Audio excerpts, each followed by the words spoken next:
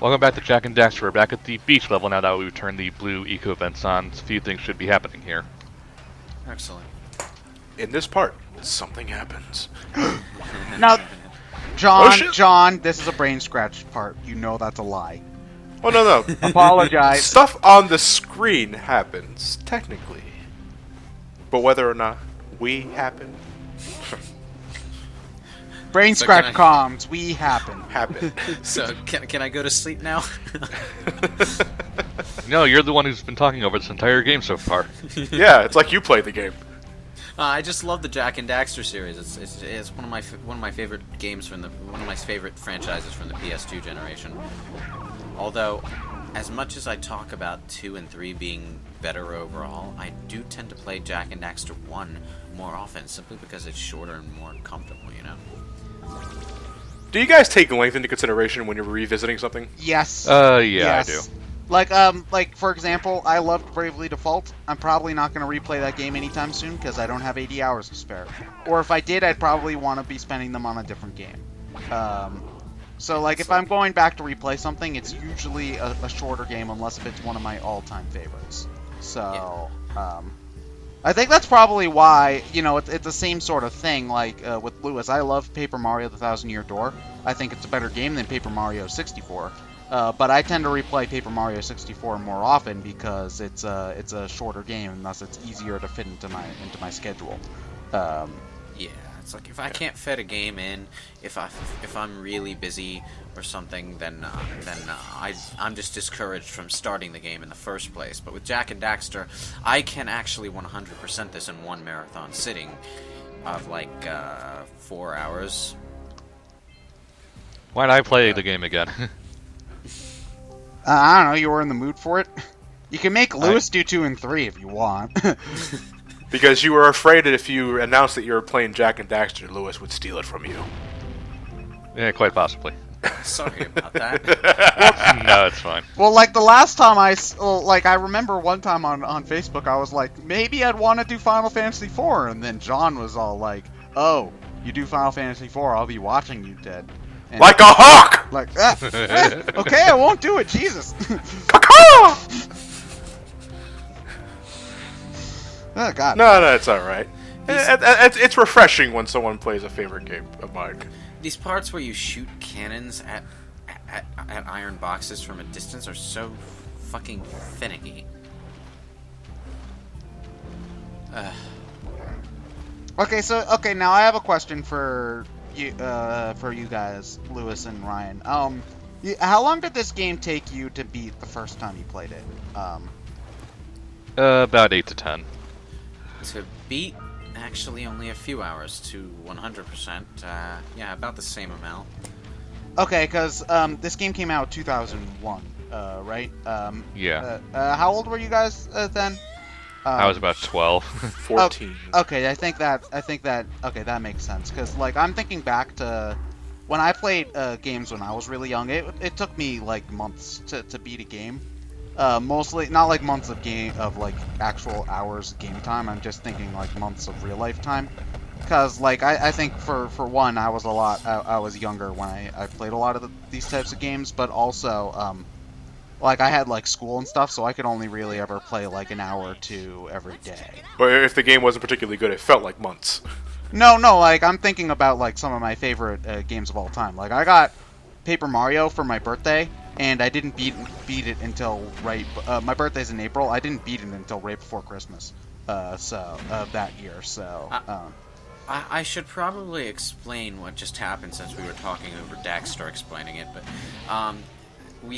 if you run around and scare the birds on the beach at the very end, the birds will fly off and cause an avalanche. I'm not really sure how a flock of seagulls causes an avalanche, but you landed just right. It's one of those comedy things. Like somebody screams on the mountain, it doesn't cause an avalanche, and then they go like, "Phew!" and then that's the thing that causes the avalanche. So yeah, the avalanche also causes a power cell to drop down. And also several cities below the mountain to get covered in snow and have their house turned down. The ends justify the means. Yeah. This one is easy to miss, though, because at first you'll probably think that Daxter laughing and stuff when you chase off the seagulls is just a flavor text thing. Okay, that's something I did not know about you can do. The super jump. How do you do that? Crouch and then jump. Duck and jump, yeah. Oh, it's like so it works like the flip jump in Banjo-Kazooie then. Or Yeah. the high jump and crash? Or the backwards flip jump in Mario. Okay, so it's a relatively common platformer move, is what we were trying to establish there, right? You can also do the same thing in Legacy of Kain's Soul Reaver. But that's a block pushing game, not a platformer. It's built on the Gex engine, so it's at least 70% platformer. Yeah, well, Wario Land 4 is... Well, no, I have that backwards. Metroid Fusion's built on the Wario Land 4 engine, so it doesn't really mean an awful lot. It is? Yeah, like, Wario Land is going up right now. People have mentioned it in the comments quite a few times, and I remember hearing about it before. Somewhere. I don't remember where, but yeah. That's not an uncommon thing. Like, studios will reuse engines all the time.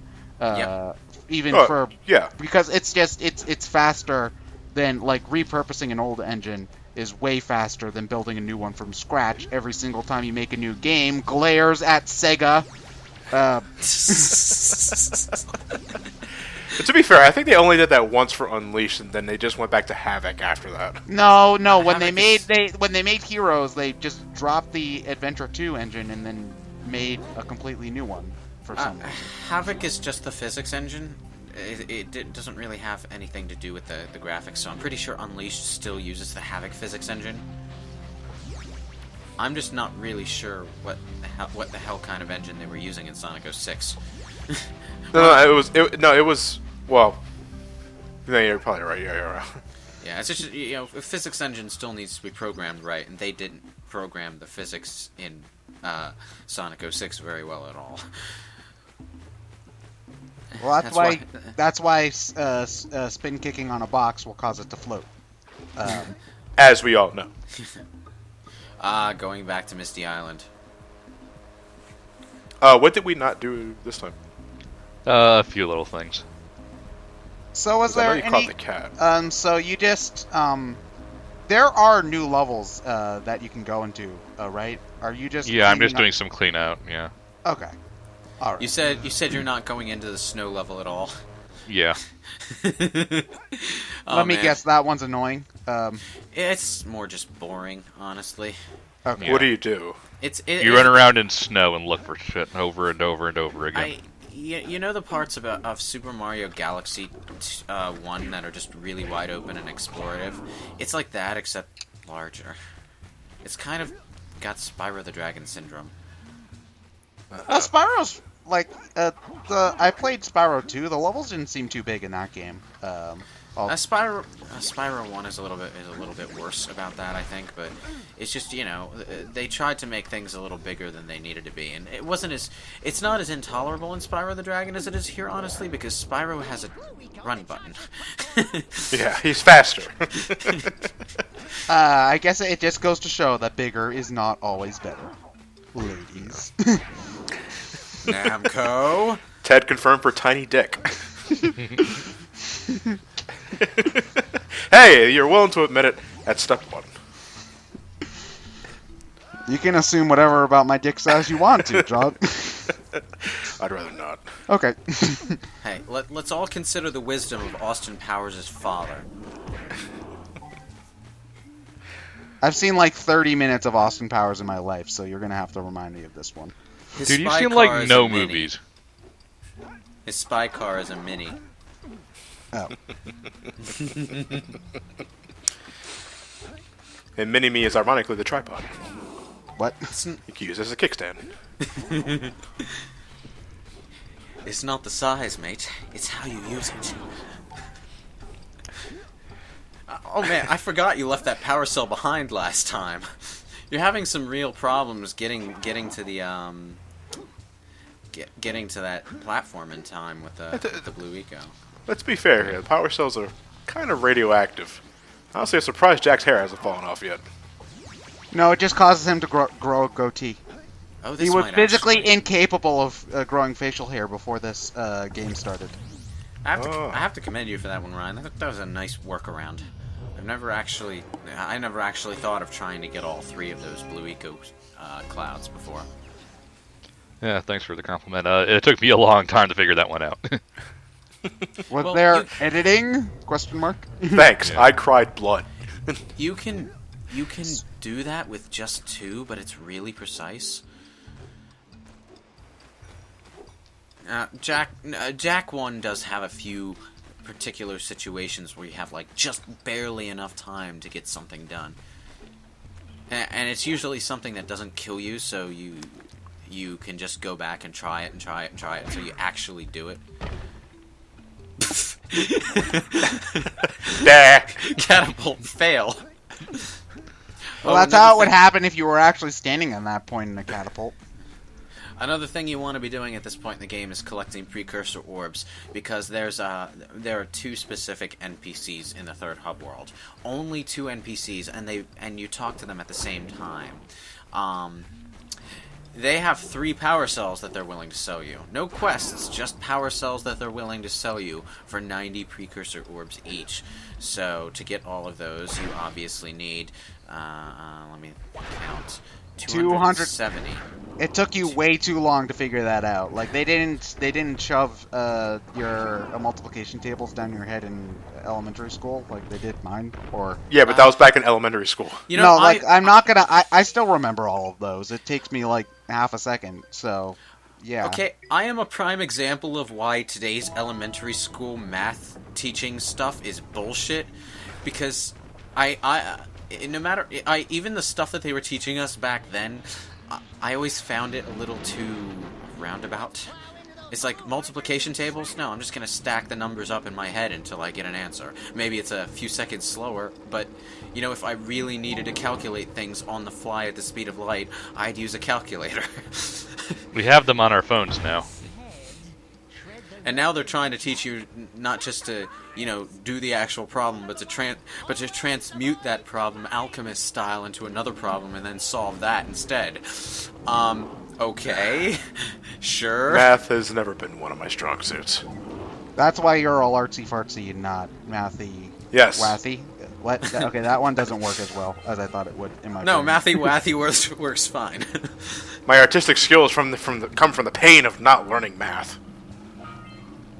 So that explains why I can't draw. I'm actually good at math. We all have to compromise. We all have our strengths and we all have our weaknesses. Well, hold on a moment. I'm not good at math and I can't draw. What does that make me? I'll just- Failure. Oh. I don't have the attention span for math. It's You can throw a math problem at me, it'll take me like a minute to solve it. Unless it's long division, fuck that. Oh no, I can't. Okay, I don't remember how to do long division. Like I seriously just do not remember how to do it. oh, good, I'm not the only one. It's like I knew at one point in my life, but it all just leaked out of my head in the intervening I don't years. remember shit from high school. Yeah, you see, I didn't get into college level classes until recent years, so there was like a big 6-year gap between high school and night classes, and then we started doing math problems again. It's like, oh god, I swear I used to know more than this. I loved science. Well, science is cool. You gotta blow up stuff. Like Well, specifically biology and physics. Well, science is interesting. You're learning stuff about how things are and work. Math is just numbers, and learning how to work with numbers. I mean, you're learning how to do things, but if you don't care about doing that thing, it's not really going to be all that interesting. Science has like 600 different things that you could potentially be interested in or not interested in. the only thing about science is that it requires a lot of math, though. Like physics is basically just algebra with some application to it. It depends on what branch of science you're talking about. Yeah, but like the thing about science, the math is that once you get up to like algebra, like some basic algebra, you're not gonna need to know, unless if you're like in a mathy field, you don't really need to know an awful lot of that to get by. Like, occasionally I'll be like x is equal to whatever to get a I thought you were going to miss that. I always miss this one. Sure. Nope, I managed to get it. Oh, so The you power almost s- you said you needed 70 to beat the game. Yeah. Oh, you're almost done. Then, or do these last couple just take a while to get? Then. Well, there are going to be a few in the third hub world that he's probably going to wind up getting. But, Oh, what an odd cut. huh. Will Jack make it over the cliff? No, Next time. commentary ends here. Go fuck yourselves. That's how you beat a platforming character. You just stick a big tall wall in front of them that they can't jump over. Well, no, Bowser tried that, and then Mario still got past. So yeah. Lost levels? Anybody? No? Okay then.